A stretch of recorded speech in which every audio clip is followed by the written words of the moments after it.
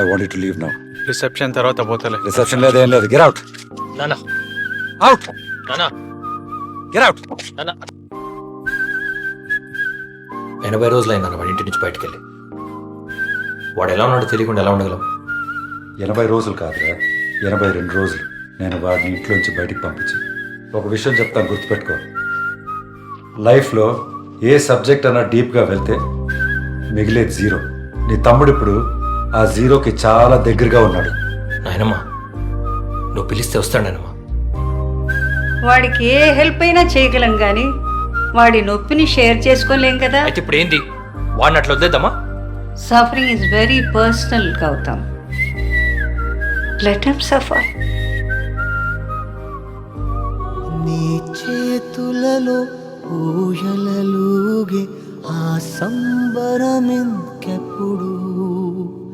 నీ భుజములపై తలవాల్చుకుని ఆ పండగ నాకెప్పుడు, క్షణానికో సవాలిలా జవాబులేదెప్పుడు,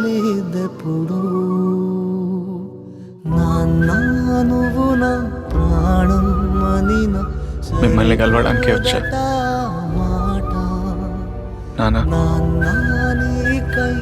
లైఫ్లో పుట్టటం, ప్రేమించటం, మళ్ళీ పుట్టటం, చావటం, ఇలాంటి 10% ఇంపార్టెంట్ మూమెంట్స్ నాన్న. మిగతా 90% అంతా వీటికి రియాక్షన్స్. ఇలా ఉండకండి నాన్న, లేవండి నాన్న.